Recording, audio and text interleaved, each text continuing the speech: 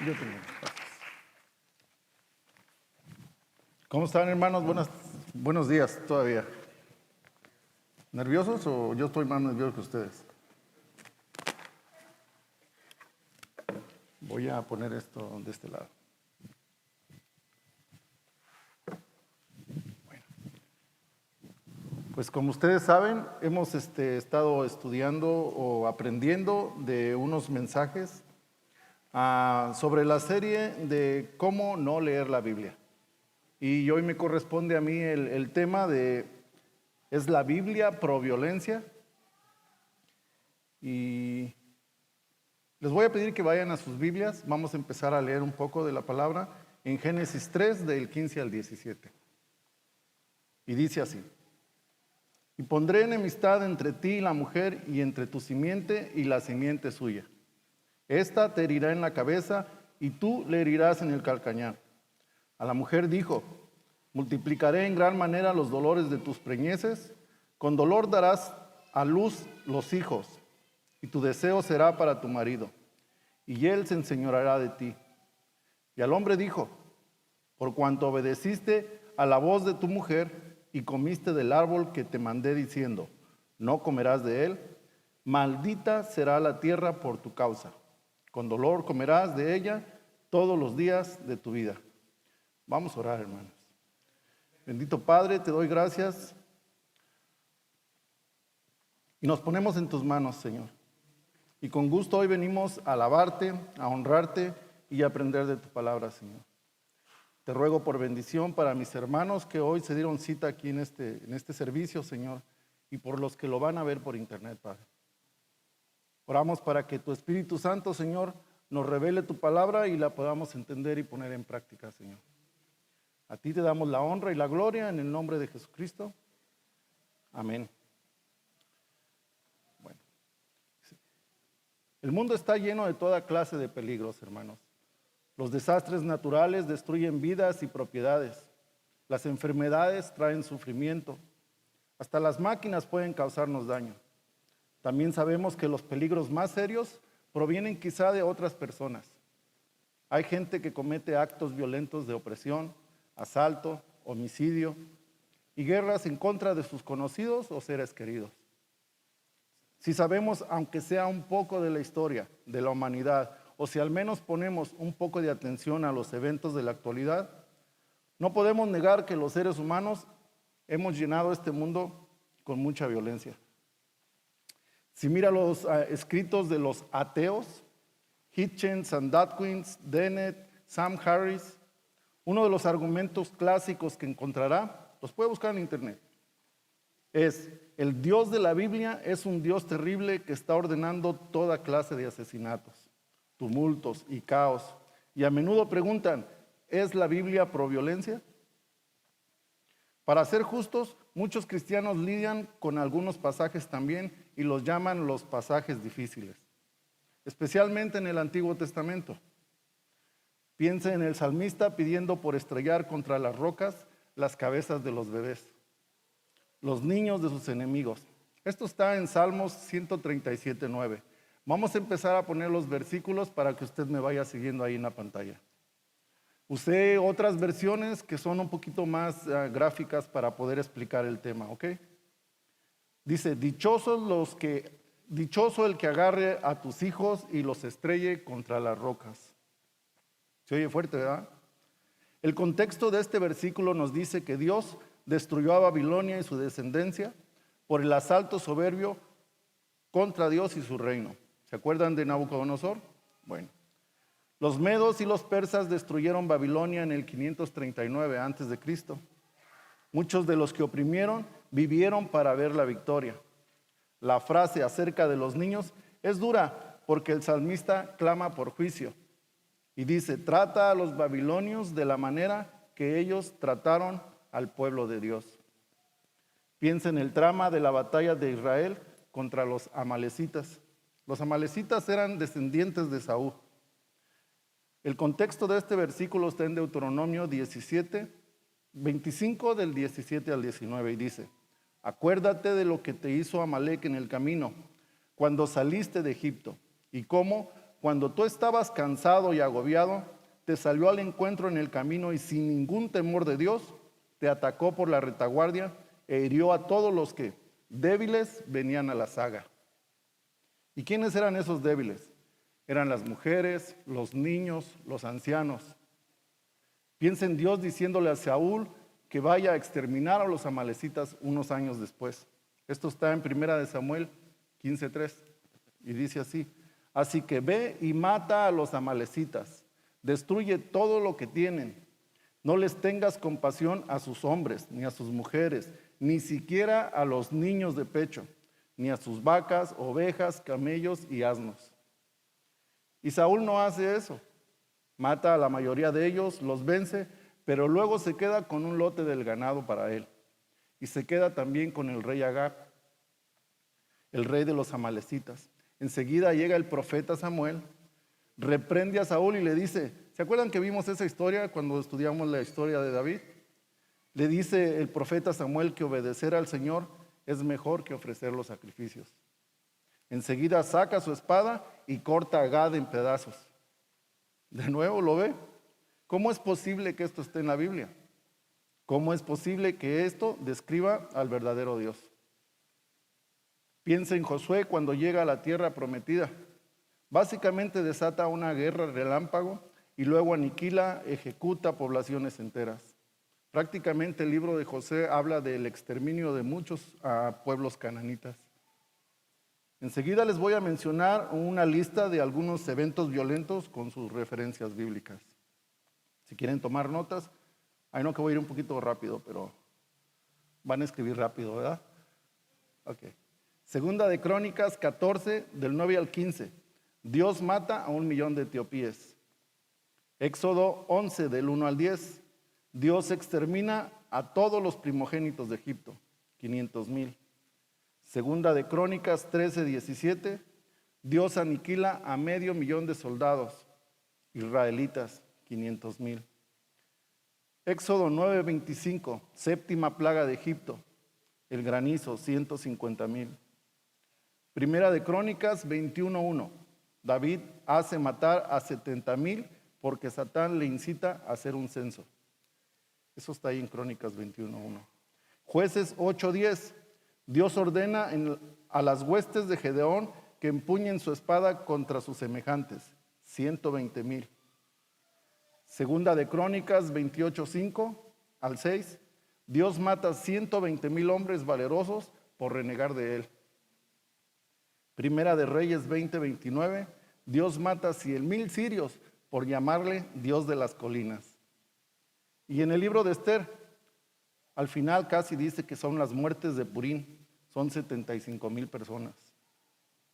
Y podríamos continuar. No hemos mencionado el libro que va a venir, que es Apocalipsis, donde Dios con sus juicios, que son 7 sellos, 7 trompetas y 7 copas, dice que va a exterminar a la tercera parte de la tierra. No es para espantarlos, ¿eh? Todos estos eventos con sus referencias bíblicas son, aparte de otros, los que se usan para decir que la Biblia es proviolencia, porque se estudia nada más el texto y no el contexto. Me di cuenta que hasta los cristianos hoy en día pueden encontrar difícil esta clase de pasajes.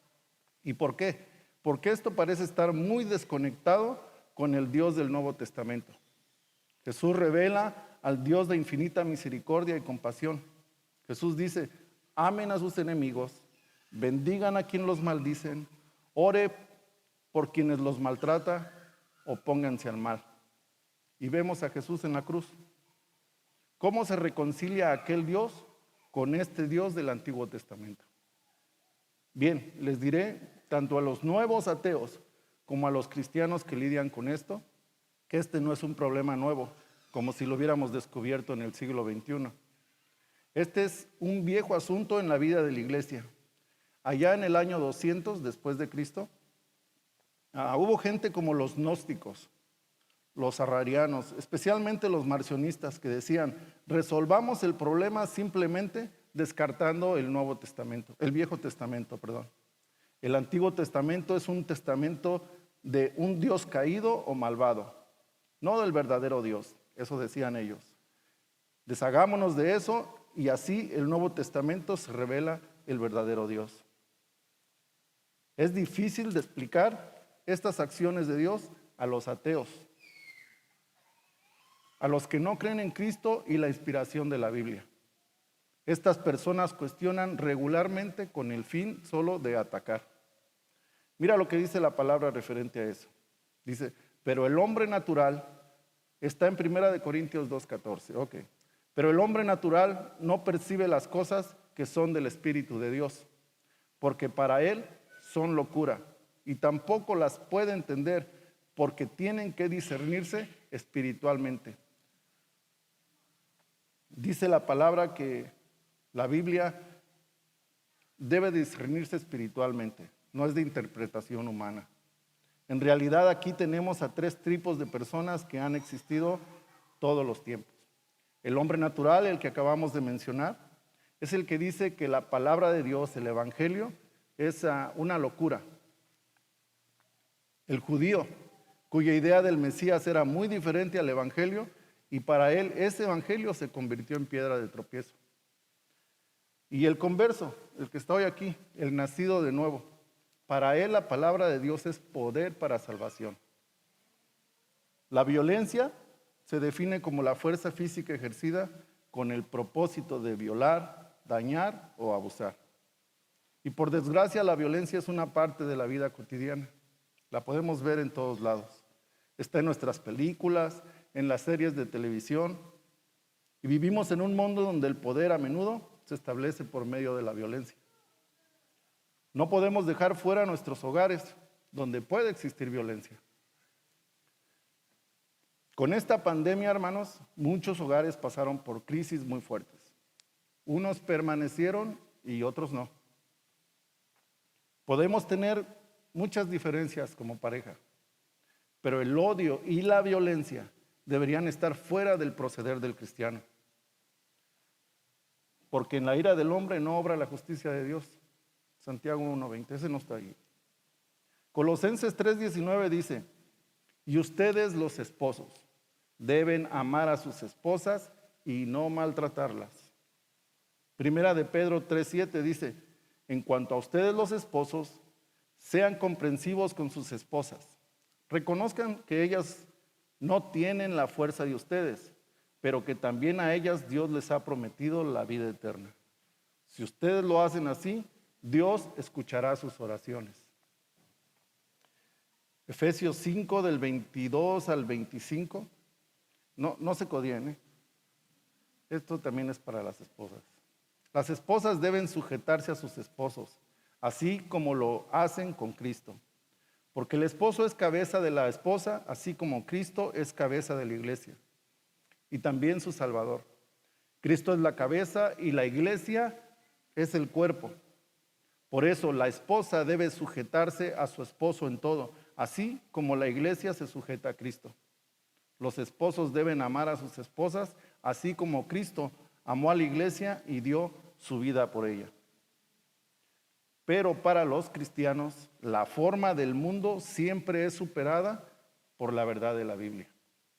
Así que, ¿qué dice la Biblia acerca de la violencia? El 6º mandamiento, ¿sí saben cuál es? Éxodo 13, dice, ha sido traducido incorrectamente como no matarás, pero literalmente significa no cometerás asesinato.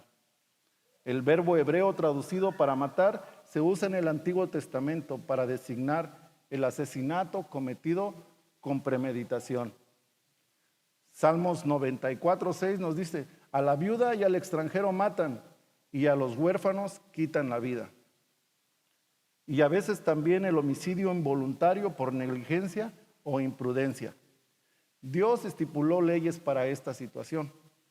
Deuteronomio 19:5 nos dice, como el que fuere con su prójimo al monte a cortar leña, y al dar su mano el golpe con el hacha para cortar un leño, saltar el hierro del cabo y diere contra su prójimo y éste muriere. Aquel huirá a una de estas ciudades y vivirá. Aquí está hablando de ciudades de refugio. donde se mandaba a las personas que mataban a otro de una forma no intencional o accidentalmente. Es una manera de proteger su vida. Pero al que lo hacía deliberadamente, se le aplicaba la famosa ley del talión: ojo por ojo, diente por diente, mano por mano. Dice la palabra: porque el que derramare sangre de hombre, por el hombre su sangre será derramada. Lo que prohíbe este mandamiento es el asesinato, es decir, el hecho de atentar contra la vida del prójimo de una forma ilegal, derramando sangre inocente. El Sermón de la Montaña lo interpreta en un sentido más profundo, más radical. Encontré una versión que me pareció adecuada para el tema del día de hoy. La versión se llama Código Real, Nuevo Testamento, textual hebraico. Está un poquito largo, pero está muy explícita. Es en Mateo 5, del 21 al 22, y dice: oíste que fue dicho a nuestros padres, no asesinarás, por lo que ha sido explicado que cualquiera que cometa asesinato automáticamente será traído ante un tribunal de juicio. 22. Pero os digo que esto significa algo más profundo, que cualquiera que se llene de ira contra su hermano deberá ser traído a un tribunal de justicia. Y cualquiera que lleno de ira avergüence a su hermano públicamente diciéndole: eres un imbécil que no sirve para nada, deberá ser traído a juicio ante el Sanedrín. Y cualquiera que diga a su hermano: estúpido, desgraciado, automáticamente se hace culpable y merece ser echado al basurero de fuego. La violencia no nada más es física, también es verbal, es psicológica. Sabemos que la ira asesina puede llevar al hombre enojado al juicio de Dios, tan pronto como un golpe físico. La violencia que él exhibe hacia otra persona puede ser traída sobre sí mismo de parte de Dios. Empecemos por describir el carácter del Dios mismo. ¿Quién es Dios? Hebreos 1, del 1 al 3. En la nueva traducción viviente dice: hace mucho tiempo los profetas comunicaron el mensaje de Dios a nuestros antepasados. Lo hicieron muchas veces y de muchas maneras. Pero ahora, en estos últimos tiempos, Dios nos lo ha comunicado por medio de su Hijo. Porque por medio de Él, Dios creó el universo y lo hizo dueño de todas las cosas. El Hijo irradia la gloria de Dios y expresa el carácter mismo de Dios. Y sostiene todo con gran poder de su palabra. Después de habernos limpiado de nuestros pecados, se sentó en el lugar de honor, a la derecha del majestuoso Dios en el cielo. Cuando Dios hablaba, lo hacía a través de visiones, sueños, símbolos y acontecimientos. Estas revelaciones apuntaban directamente siempre a Jesucristo. Y Él es la revelación final de Dios. Cristo hizo el universo y es quien lo sostiene. Su palabra tiene poder. Cristo es también el heredero de todas las cosas. Debemos ver el contexto histórico.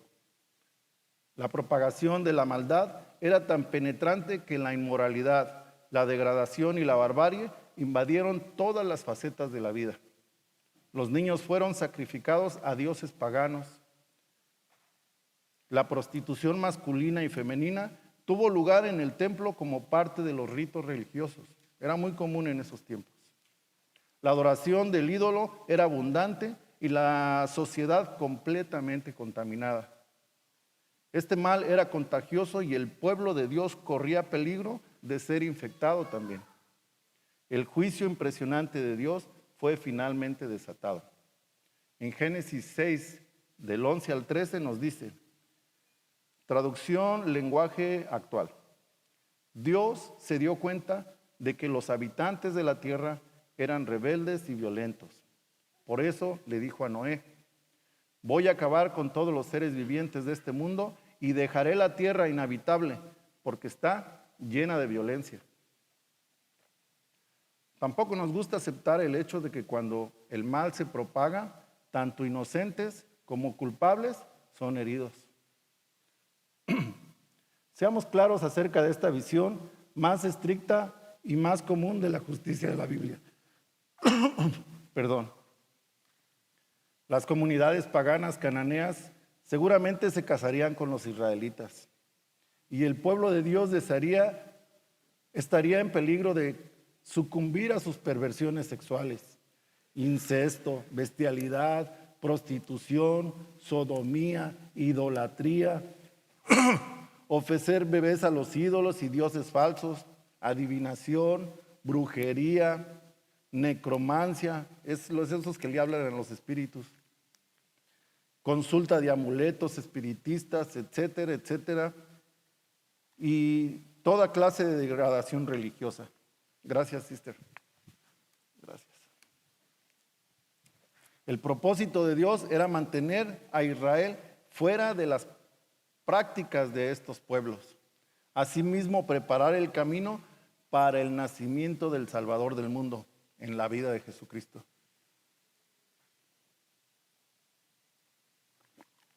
Aleluya. Ay, gracias. Ahora recordemos que todos somos pecadores delante de Dios. En realidad, el problema no es el pecado, es que a veces todos nos sentimos muy buenos. Y delante de Dios, nadie es bueno. Santiago 4, del 1 al 4 nos dice: ¿saben por qué hay guerras y pleitos entre ustedes? Pues porque no saben dominar su egoísmo y su maldad. Son tan envidiosos que quisieran tenerlo todo. Y cuando no lo pueden conseguir, son capaces hasta de pelear, matar y promover la guerra. Pero ni así pueden conseguir lo que quieren. Ustedes no tienen porque no se lo piden a Dios. Y cuando piden, lo hacen mal, porque lo único que quieren es satisfacer sus malos deseos. Ustedes no aman a Dios ni lo obedecen. ¿Pero acaso no saben que hacerse amigo del mundo es volverse enemigo de Dios? Pues es así. Si ustedes aman lo malo del mundo, se vuelven enemigos de Dios. Hoy hemos perdido esa distinción entre la luz y las tinieblas, llamando lo bueno malo y lo malo bueno. La tolerancia se presenta como un gran valor religioso. De hecho, la tolerancia de la diversidad es un alto valor cristiano. Pero hoy en día podemos aceptar cualquier cosa solo para ser tolerantes. Un extenso relativismo moral o distorsión de la verdad es el resultado. Y los niños crecen con menos y menos moral absoluta para poder guiarlos. Rara vez oímos el término pecado. La gente se ríe cuando le dices eso es pecado y la gente se ríe. Pero en su lugar una docena de palabras mucho más suaves se emplean. Por esa razón, la ira de Dios es contra la injusticia. La naturaleza del hombre, sea pagano o sea cristiano, aún es la misma. Y las acusaciones del apóstol Pablo se aplican más o menos al estado y al carácter de los hombres de todas las épocas, hasta que sean llevados a someterse por completos a Jesucristo.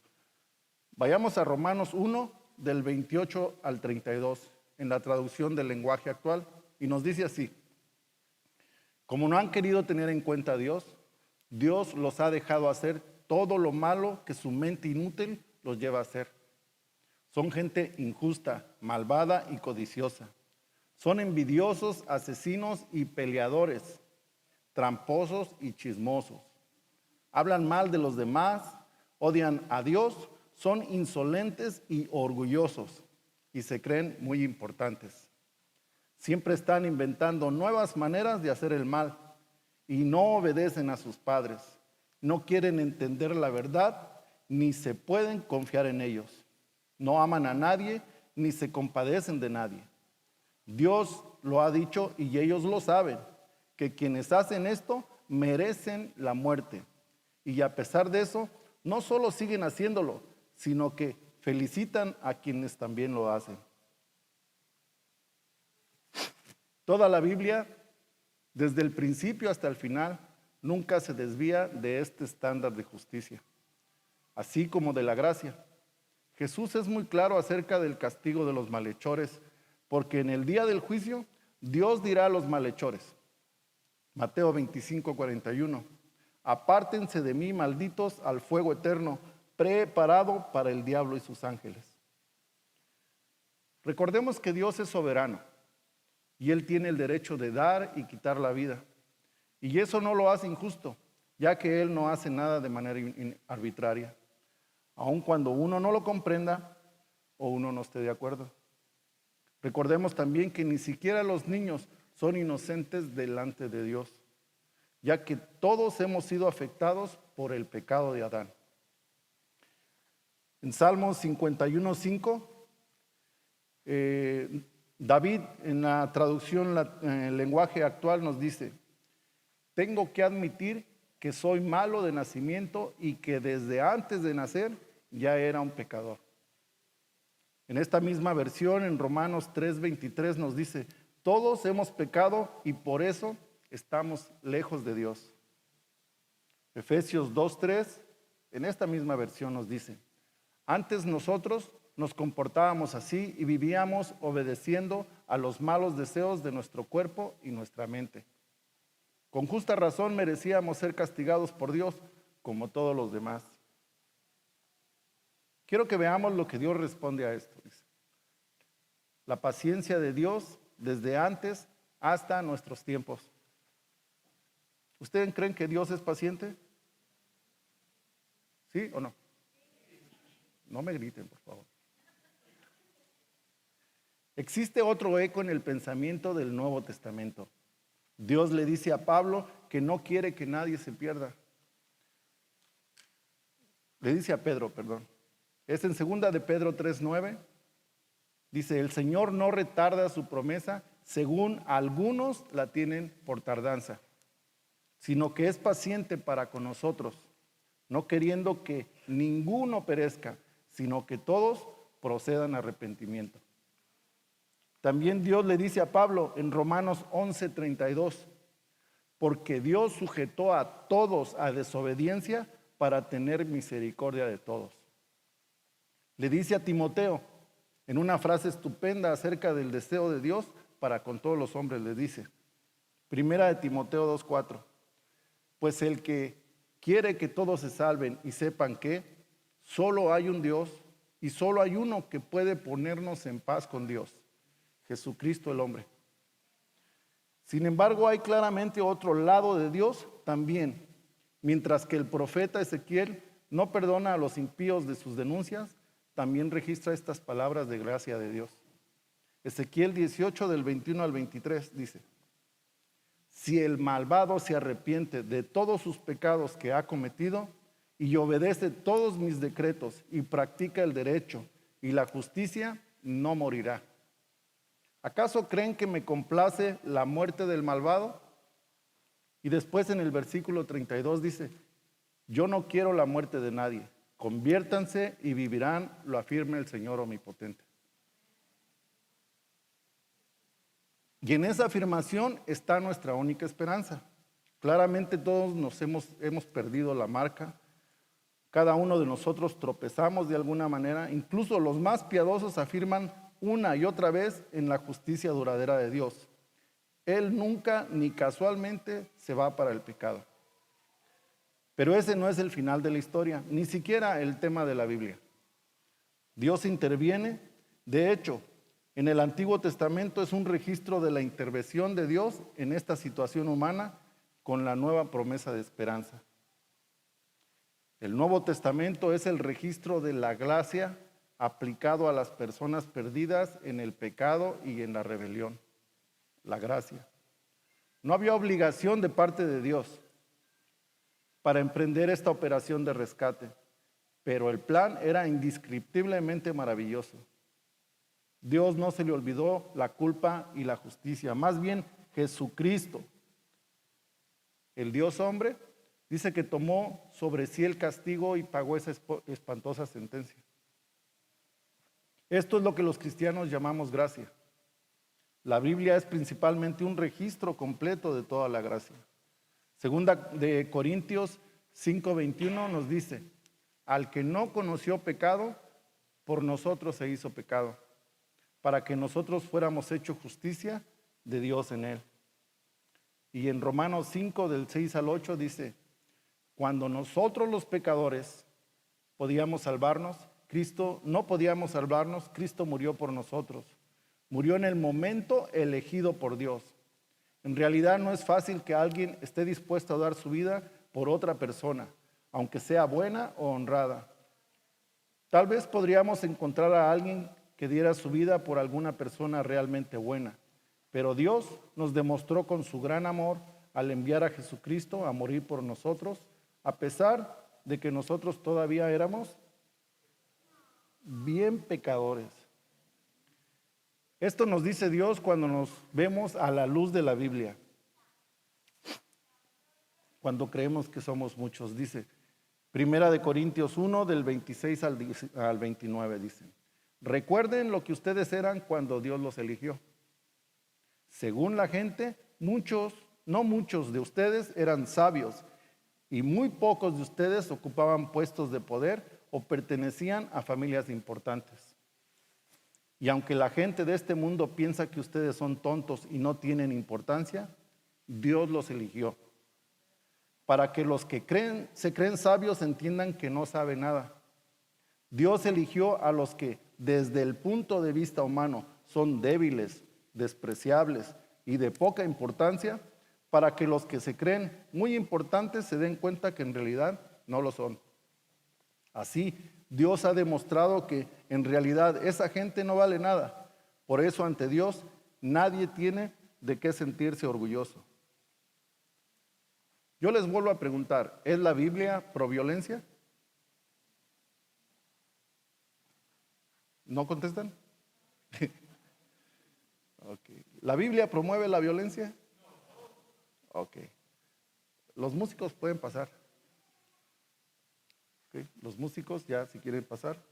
Si no quieren también ahí quédense. En fin, de la violencia es un aspecto central del retrato que el Nuevo Testamento hace de la consumación. Cuando Cristo vuelva, traerá consigo una renovación total de la creación, libre de toda violencia. ¿Se acuerda que iba a poner enemistad entre una simiente y la otra? Y que también por causa del pecado maldijo la tierra. Esto es lo que va a hacer el Señor en su restauración. Isaías 2, 4 dice: Él juzgará entre las naciones y dictará sentencia a muchos pueblos. Y ellos convertirán sus espadas en rejas de arado y sus lanzas en hoces. Ninguna nación levantará la espada contra otra nación, ni se entrenará más para hacer la guerra. Ahí mismo en Isaías 11, del 6 al 9 dice: el lobo convivirá con el cordero, el leopardo se acostará junto al cabrito, el becerro y el león y el animal engordado andarán juntos, y un chiquillo los pastoreará. La vaca y la osa perecerán, sus crías se echarán juntas, y el león comerá paja como buey. El niño de pecho jugará sobre la cueva del aspid, y el reciente destetado extenderá su mano sobre la cueva de la víbora. Nadie hará mal ni daño alguno en ninguna parte de mi santo monte, porque la tierra estará saturada del conocimiento del Señor, así como las aguas cubren la mar. Y al final, hermanos, en esta restauración de la tierra, en Apocalipsis 21, del 1 al 5, el Señor nos dice: vi un cielo nuevo y una tierra nueva, porque el primer cielo y la primera tierra pasaron, y el mar ya no existía más. Y oí una gran voz del cielo que decía: Dios mismo estará con ellos como su Dios. Enjugará Dios toda lágrima de los ojos de ellos, y ya no habrá más muerte, no habrá más llanto, ni clamor, ni dolor, porque las primeras cosas pasaron. Y el que estaba sentado en el trono dijo: he aquí, yo hago nuevas todas las cosas. Y este es el tema, hermanos, y vamos a terminar con: pónganse de pie para poder alabar a Dios. Y vamos a hacer una oración. Bendito Señor, muchas gracias, Padre, por esta mañana, Señor. Es un mensaje corto con muchos versículos de la Biblia, Señor. Te pedimos que seas tú, Señor, ayudándonos a poner en práctica esta tu palabra, Señor. Y te damos gracias porque nos permites poderte alabar, poderte bendecir. En el nombre de Jesucristo. Amén.